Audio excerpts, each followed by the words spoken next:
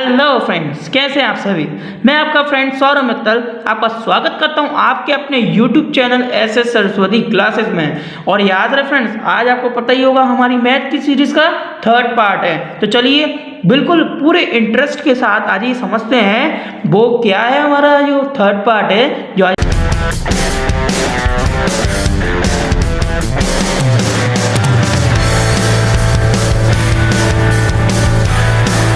हम इम्पोर्टेंट बताने जा रहे हैं। तो देखिए, जैसा कि आप सभी के सामने दिख ही रहा होगा, राइट ट्रू फॉल्स, यानी आज हम आपको इम्पोर्टेंट ट्रू एंड फॉल्स बताने जा रहे हैं जो कि बहुत मोस्ट इम्पॉर्टेंट है। मैंने आप लोगों के लिए ऑलरेडी तैयार करके रखे हैं। तो आज ही समझते हैं बारी बारी से कौन है, वो क्या है और कौन कौन से इम्पोर्टेंट है जो आपके पेपर में इस बार आने। समझते हैं और तैयारी करते हैं हमारे साथ। चलिए देखते हैं। पहला है, A quadratic polynomial is in the form of ax square plus bx plus c where a, b, c are real number and a not is equals to 0। Friends, जो हिंदी मीडियम के हैं उनको बता देता हूँ, केवल उन्हीं के लिए आ जाइए। एक द्विघात बहुपद जो क्वाड्रेटिक है ना, यहाँ पर क्वाड्रेटिक पॉलिनोमियल उसे द्विघात बहुपद कहते हैं। A x square plus b x plus c के रूप का एक होता है जहाँ ए बी सी वास्तविक संख्याएं हैं तो फिर और a नॉट इक्वल्स टू 0 है। तो इसका सही आंसर क्या है? ट्रू। क्या है आपका सही आंसर? ट्रू। ठीक है, चलिए आगे बढ़ते हैं। इसको जरा ढंग से तरीके से लिख दें, है ना, ट्रू। अब आगे बढ़ते हैं। In an equation x plus के 2y is 5 if x is 1 comma then y is 2।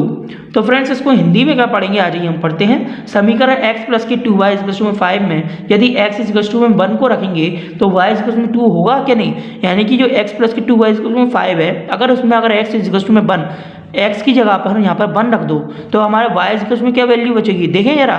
तो देखो, अगर x की जगह पे आप 1 रखोगे तो 1 प्लस के 2y इज 5 बचेगा।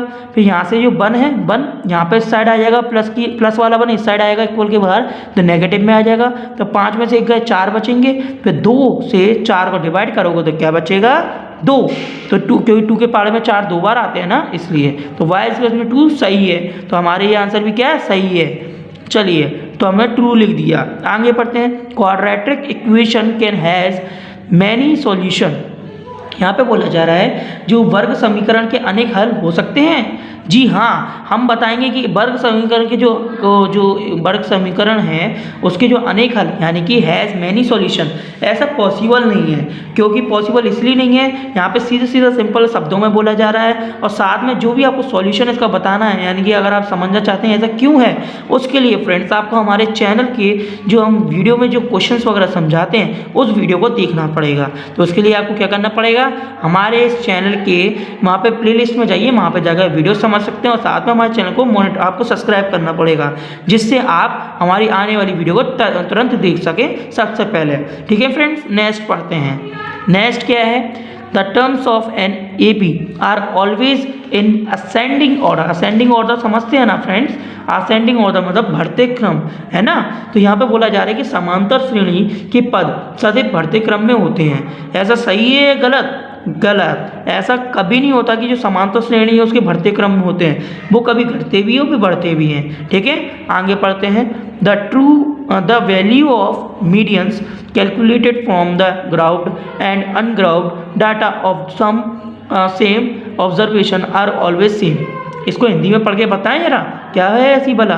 देखते हैं। समान प्रेक्षणों के वर्गीकरण एवं अवर्गीकृत आंकड़ों से निकाले गए माध्यकों का मान सदैव समान होता है। ऐसा है या नहीं? ऐसा गलत होता है, यानी फॉल्स। इसका सही आंसर क्या है? फॉल्स।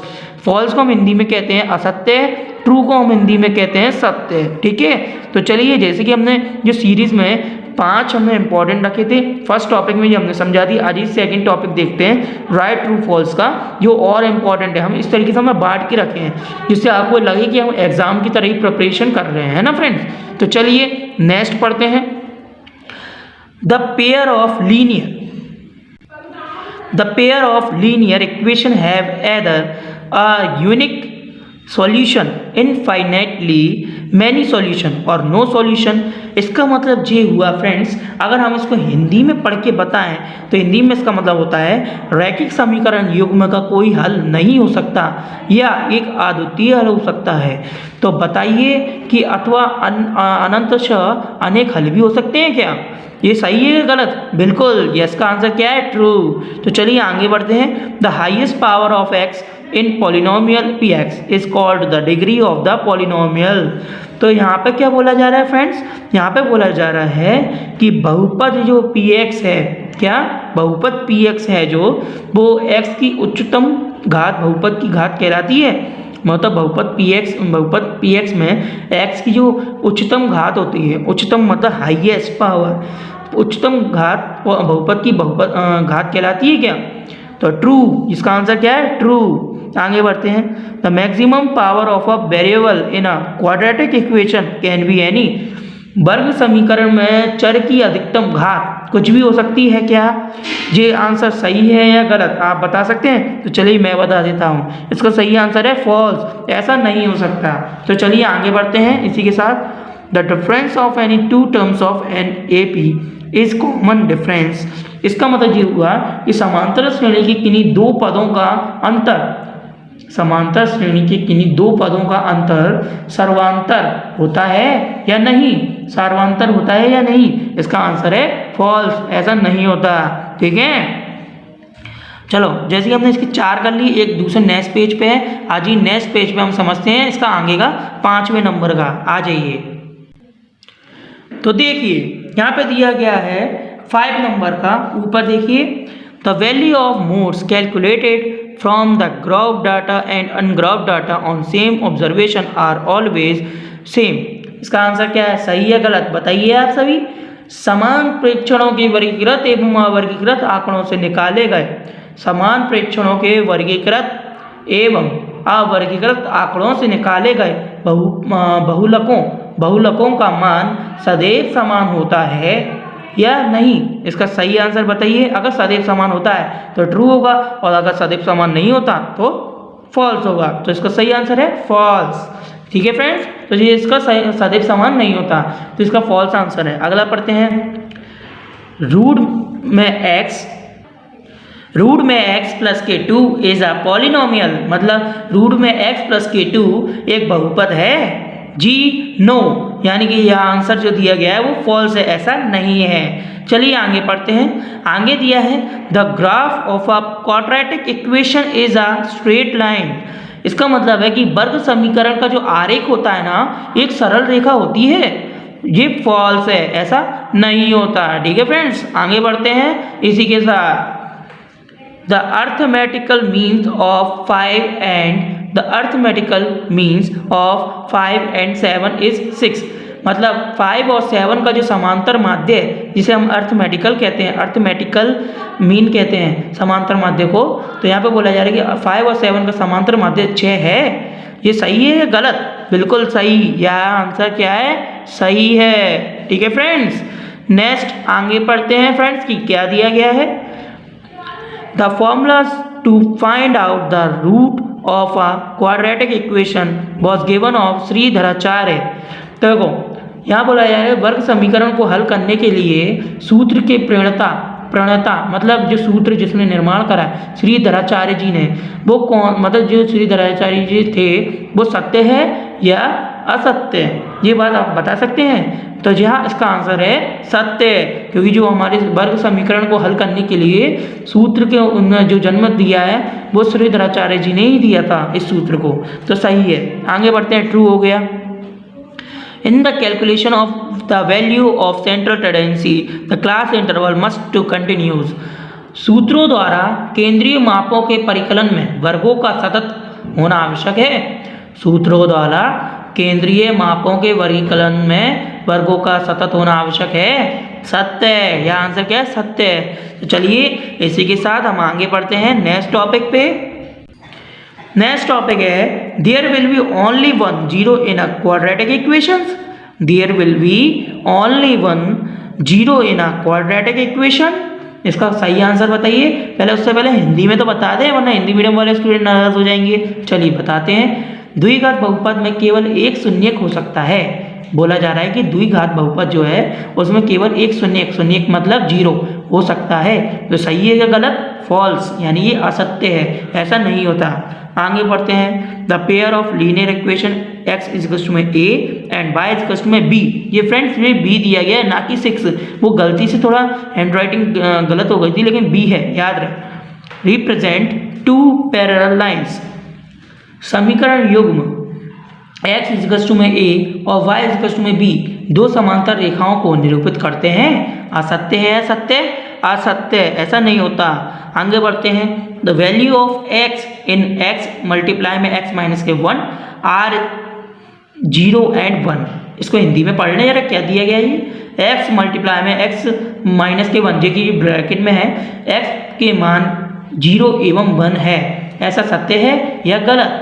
तो फ्रेंड्स आपकी मैं जानकारी के लिए बता दूं कि जब भी इस तरीके की कोई वैल्यू निकालने को बोला जाता है और बोले कि इनका मान सही है या गलत, तो इस मामलों में इसको सॉल्यूशन करके देखना चाहिए इक्वल में 0 मान के भी। तो जब हम इसको इक्वल में 0 मानेंगे तो इसमें हमारे दो वैल्यू निकलेंगी। कौन कौन सी? एक तो निकलेगी हमारी 0 और एक 1। कैसे? अगर मान लो मैं इसके इक्वल में 0 मान लूँ तो ये x मल्टीप्लाई में है ना, एक तो इसकी वैल्यू 0 हो जाएगी, और क्योंकि इसको अपन एक बार में पूरा 0 के नीचे भेजेंगे तो 0 हो जाएगा। फिर दूसरी बार जब हम इन दोनों के इक्वल में लेंगे तो जी 0 में चले जाएगा, तो x माइनस के 1 इस में 0 होगा, तो माइनस के 1 को उधर भेजेंगे तो पॉजिटिव 1 हो जाएगा 0 की साइड, तो इसलिए x में 1 बचेगा। तो इसलिए 0 और 1 इसकी सही वैल्यू है। इसका आंसर क्या है? सही है, ट्रू है। आपको समझ में आया होगा ना? अगर फिर भी कोई डाउट है तो फ्रेंड्स हमारे चैनल को सब्सक्राइब करके रख लीजिए। हम आगे एक्सरसाइज में क्वेश्चन समझाएंगे तो आप वहाँ से जाके इसे प्रिपेयर कर सकते हैं अच्छे से, बढ़िया तरीके से। तो चलिए नेक्स्ट पढ़ते हैं। The next term of AP 10,5, that is 0। इसको हिंदी में पढ़ें यार, क्या चाहिए? समांतर श्रेणी 10,5, डेट का अगला पद 0 होगा। ऐसा सही है गलत? सही है, सत्य है, यानी ट्रू है। चलिए आगे बढ़ते हैं। The cumulative frequency distributions is required for calculating medians। Hindi में पढ़े जरा, क्या चीज़ है ये? संचयी बारंबारता सारणी की आवश्यकता माध्यक का परिकलन करने में होती है। संचयी बारंबारता सारणी की आवश्यकता माध्यक का परिकलन करने में होती है। फ्रेंड्स आपको समझ में आया कि नहीं? ऐसा सही है। जो संचयी बारंबारता होती है ना, जो सारणी होती है, उसकी जब आवश्यकता माध्यक का जब हम परिकलन करते हैं उसमें जरूरत पड़ती ही है, तो ये सही है, यानी कि ट्रू है। तो फ्रेंड्स इसी के साथ चलिए आगे बढ़ते हैं, आ जाइए। तो देखिए हम ब्रेक के बाद आ गए हैं नेक्स्ट पेज में, जो कि है पेज नंबर 3, जहाँ पर हमारे लास्ट टॉपिक के और रह गए हैं, मतलब जो ट्रू एंड फॉल्स है वो हमारे 10 और लास्ट रह गए हैं। आज ही उसे फिनिश करते हैं जिससे आपकी most important true and false complete हो सके। ठीक है फ्रेंड्स, तो जैसे कि आपके सामने दिया गया है कि राइट ट्रू एंड फॉल्स। पहला पढ़ते हैं इसमें, द परपेंडिकुलर।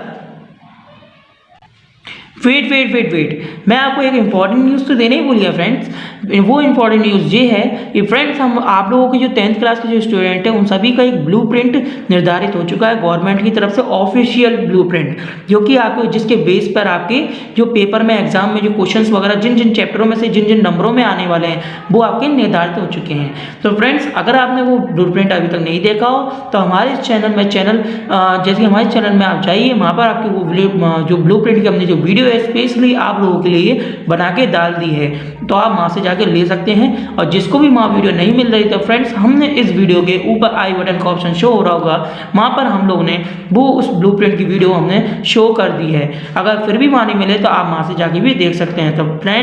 तो फ्रेंड्स बिल्कुल भी मिस मत कीजिएगा उस वीडियो को देखना। तो चलिए इसी के साथ हम आगे पढ़ते हैं, क्या दिया है। The perpendicular drawn from the center of a circle to a chord bisect the chord। वृत्त के केंद्र से जीवा पर डाला गया लंब, वृत्त के केंद्र से जीवा पर डाला गया लंब जीवा को समद्विभाजित करता है। ऐसा बोला जा रहा है कि अगर तुम वृत्त के केंद्र और वृत्त के केंद्र से तुम जीवा पर एक लंब डाल दो, लंब समझ लो ना, अपन एक लाइन स्ट्रेट लाइन खींच देते हैं, है ना। तो वृत्त के केंद्र से अगर जीवा पर अगर आप एक लंब डाल दो तो जीवा को समद्विभाजित कर देता है। भाई सब सत्य है, एकदम ट्रू, ये बात एकदम सत्य है। हमने जब वीडियो बनाई थी इसकी सॉल्यूशन की तो हमने उसमें देखा था कि उसमें हमने ऐसा कुछ क्वेश्चन समझाया है और आप वहाँ जाके आप समझ सकते हैं, जिससे आपके और अच्छे से डाउट क्लियर हो सके, है ना फ्रेंड्स। तो चलिए नेक्स्ट पढ़ते हैं। ऑल स्क्वायर्स आर सिमिलर, ऐसा बोला जा रहा है कि सभी वर्ग समरूप होते हैं। सत्य है, बिल्कुल सही बात है। आगे पढ़ते हैं। Area of right triangle, area of right triangle is equal to 1/2 multiply में बेस मल्टीप्लाई में अल्टीट्यूड। ऑल्टीट्यूड मतलब समकोण त्रिभुज का क्षेत्रफल इज इक्वल टू में 1/2 मल्टीप्लाई में आधार मल्टीप्लाई में शीर्ष लंब होता है या नहीं होता है। सत्य है, यानी ये सही है। आगे पढ़ते हैं। A line intersecting a circle in 2 points is called a secant। इसको हिंदी में पढ़ के बताएं तो क्या बोला जा रहा है। वृत्त को दो बिंदुओं पर प्रतिच्छेद करने वाली रेखा को छेदक रेखा कहते हैं या नहीं। जी हाँ, हम उसे छेदक रेखा कहते हैं। चलिए आगे पढ़ते हैं। सत्य है। आगे पढ़ें। The angle of elevation of an object viewed is the angle formed by the line of sight with the horizontal when we lower our head to look at the object। इसको हिंदी में पढ़ के बताएं तो क्या दिया जा रहा है। देखी गई वस्तु का उन्नयन कोण, देखी गई वस्तु का उन्नयन कोण दृष्टि रेखा और क्षैतिज रेखा से बना कोण होता है, जबकि वस्तु को देखने के लिए अपने सिर को नीचे की ओर झुकाना पड़ता है। जबकि वस्तु को देखने के लिए अपने सिर को नीचे की ओर झुकाना पड़ता है। सत्य है या असत्य है? असत्य है। तो फ्रेंड्स इसी के साथ लास्ट 5 और ट्रू और फॉल्स समझ लेते हैं, जिससे हम ये ट्रू फॉल्स कंप्लीट कर सकें। आ जाइए। उस दिया है the cumulative frequency of a class is the frequency obtained by adding the frequency of all the classes preceding the given class। Friends थोड़ा राइटिंग पे मत जाना, थोड़ा हो सकता है ऊपर नीचे हो जाए राइटिंग, ध्यान मत देना। आप तो समझिए क्या चीज़ दी गई है। किसी बारंबारता बटन में किसी वर्ग की संचयी बारंबारता उस वर्ग से पहले वाले सभी वर्गों को बारंबारताओं का योग होती है। किसी बारंबारता बटन में किसी वर्ग की संचयी बारंबारता का उस वर्ग से पहले सभी वर्गों की बारंबारताओं का योग होती है। सत्य है या सत्य है? सत्य है। आगे बढ़ते हैं। Circumference of circle of radius r is equal to 2πr। ये है क्या नहीं, मतलब त्रिज्या r वाले वृत्त की परिधि 2πr है। सत्य है भाई साहब, ये तो बिल्कुल सही है। आगे बढ़ते हैं। Any polynomial of degree 2 can have at most 2 zeros। घात 2 कि किसी बहुपद के अधिक से अधिक 2 संज्ञक हो सकते हैं। सत्य है। अगला पढ़ते हैं। The distance of a point from the y axis is called its y coordinate. किसी बिंदु की बाय अक्ष से दूरी उस बिंदु का बाय निर्देशांक कहलाता है। फॉल्स, ऐसा नहीं होता। आगे बढ़ते हैं। √2 इज रैशनल नंबर। फ्रेंड्स यहाँ बोल रहे हैं √2 is rational number. No, √2 is not rational number, है ना फ्रेंड्स। आप जानते हैं ऐसा मैंने क्यों बोला। जिन लोगों ने हमारी शुरू से वीडियो अभी तक देखी है उन लोगों को अच्छे से समझ में आ गया होगा, लेकिन अगर जिन लोगों ने हमारी पहले की पिछली वीडियो नहीं देखी उन लोगों को थोड़ा डाउट जरूर हो रहा होगा। तो चलिए फ्रेंड्स, आपसे भी निवेदन है कि आप वो वीडियो जरूर देख लेना, वो भी हमारे चैनल की प्लेलिस्ट ऑप्शन पर मिलेगी, वहाँ से जाकर आप देख सकते हो। लेकिन देखिए जरूर, क्योंकि अगर आप वो नहीं देखोगे तो आपको समझने कैसे आएगा कि √2 रैशनल नंबर क्यों नहीं है ना फ्रेंड्स। तो चलिए, जैसे कि हमारी यह वीडियो फिनिश हो गई है, अगर आपको यह वीडियो पसंद आई तो प्लीज़ इसे लाइक कीजिए यार, दोस्तों के साथ शेयर कीजिए। और शेयर करने के साथ साथ है ना, ये जरूर बता देता हूँ फ्रेंड्स, कमेंट्स करके हमें अपना एक्सपीरियंस जरूर बताइएगा कि आपको कैसी लगी यह वीडियो। अगर आप ये बताएंगे तो हम और अच्छी से अच्छी आपको वीडियो बना पाएंगे। अगर कोई गलती होती है हमसे जो आपको समझने नहीं आ रहा, कुछ ऐसी कोई चीज़ जो आपको पसंद नहीं आ रही, तो हमें बताइए, हम और इम्प्रूवमेंट करेंगे जिससे आप लोगों को पसंद आना चाहिए। क्योंकि आप लोग आखिर हैं तो हमारी फैमिली, है ना फ्रेंड्स। आखिरकार आप लोग हैं तो हमारी फैमिली, तो इसलिए हम फैमिली को नाराज़ क्यों करेंगे। हम फैमिली का मन अच्छी तरीके से रखेंगे, उनका पूरा ध्यान रखेंगे मन का। तो चलिए, मिलता हूँ नेक्स्ट वीडियो में, तब तक के लिए आप लोगों को गुड लक और सब्सक्राइब करें ना, कहीं मत जाइएगा। चलिए, thank you so much for watching to video.